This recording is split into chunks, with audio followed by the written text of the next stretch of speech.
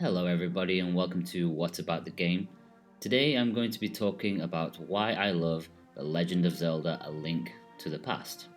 So, this is going to be a new series where rather than reviewing a game that we all know about, I'm just going to talk about some of my memories and what makes the game so special for me. So there's a reason why I've chosen to start this series off with A Link to the Past, because although I played computer games prior to this one, it's this game that actually holds the strongest and earliest gaming memory for me. I don't know exactly how old I was, I'd say about maybe 4, but I vividly remember walking into my local Game. It's a franchise in the UK, and back in the day, Game was this like really dark, gloomy place where everything was black and like neon purple kind of thing. It was like really cool.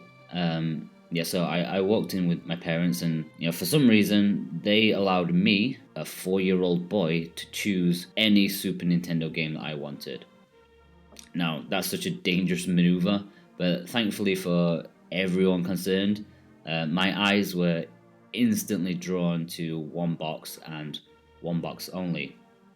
It was as cool as anything I'd seen before. It was gold, it had a sword and a shield, and it had the letter Z like emblazoned all over it. And as every child knows, Zs are cool. I think even my 4-year-old self noticed a sense of relief on my dad's face. I'd be lying if I told you I remembered the first time I inserted the cartridge or playing it for the first time, but I don't. My memory is stupidly selective and generally awful. But A Link to the Past was a game that stuck with me through all of my childhood. This game really taught me what a computer game could be. Sure, I enjoyed like Super Mario World, All Stars, Donkey Kong Country, like F-Zero, and all those games. But none of them taught me like the scope computer games could reach like Zelda did. Many people reference the original Legend of Zelda as like the first game that truly felt like an adventure. Well, A Link to the Past was mine. It was a world that felt alive, felt like it could be like a real place. I wasn't particularly good at such a young age, so at times when I couldn't figure out what to do, or I just lacked the skill to progress, I just like wander around the world, the world map for just hours and hours. I used to create my own stories, like talking to people in Kakariko and making up my own dialogue, kind of like what you would do with toys and action figures when you're a small kid. One session I would be like patrolling the town as like a guard. The next I'd be like a sneaky thief trying to steal all the rupees. Or I'd just be like a gardener, just clearing all the bushes. The game truly opened up my imagination. It was even just like the simple things that amazed me and got me more excited than any game had done before. Like the part where you find the fairy in the waterfall, who if you throw in some equipment, she'll upgrade it for you. And you should have seen how far my eyes popped out when I threw in my shield and got this like awesome red one back for like the first time. It was great. The items were just so fun to use. The animation, the sound effects, it was just so perfect and satisfying. And of course the music will be forever ingrained in my head, especially Overworld theme, which plays throughout the game. And of course, one of my favourite songs of all time, the song for Kakariko Village, which whenever I hear it, it just brings like a tidal wave of memories back to me. The dungeons were never really the focus of my attention when I was so young. More often than not, I just end up stumbling into them rather than actually seeking them out.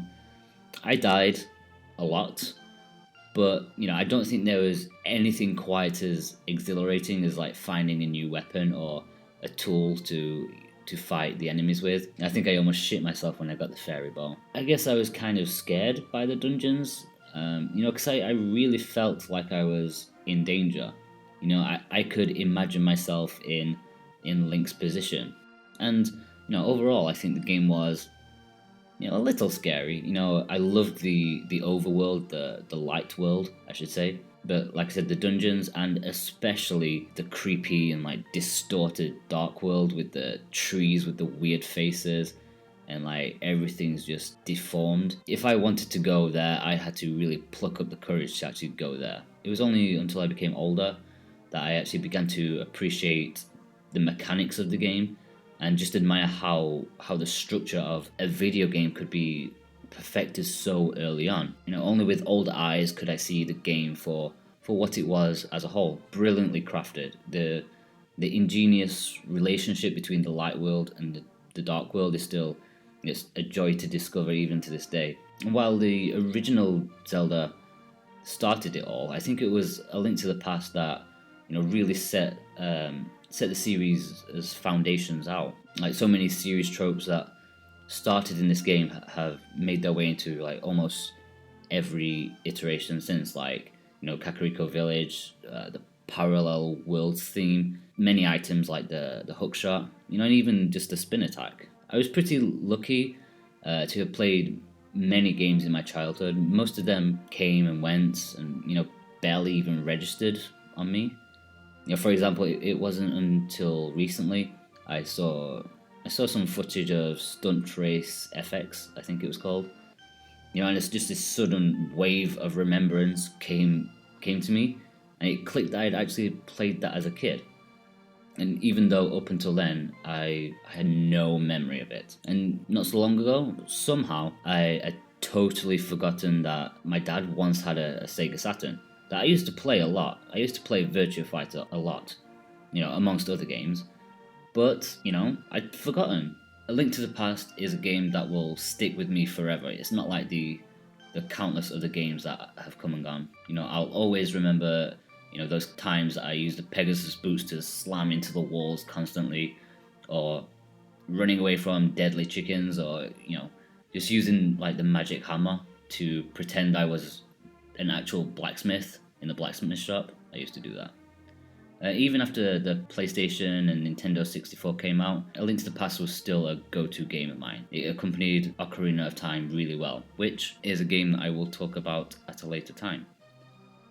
Even to this day, the game barely feels like it's aged at all. A couple of years ago, it finally got a sequel, A Link Between Worlds, which was on the 3DS. While it's not as good as the original, it definitely did it proud and instantly became one of my favourite 3DS games. I even completed it twice, which, as I'm getting older, is almost unheard of. And the second time, I think that was 100% run as well, minus the stupid chicken dodging contest thing. So that will tell you what you need to know. So as I'm sure you're all aware by now, A Link to the Past is one of my favourite games of all time, and I don't think too many people can argue with that statement. There's very few games that can give me such nostalgia, provide so many like warm memories about more innocent times when life and family were happy and together. Some may speak out about it, maybe being overrated, and I think you're welcome to that opinion, but you really can't take away what A Link to the Past means to me. Okay, so if you've enjoyed what you've heard, then be sure to like and subscribe. It will really help me out so much. If you want to keep up to date with our content, then you can follow us on Facebook and Twitter with the links below. Okay guys, have a good day. Bye bye.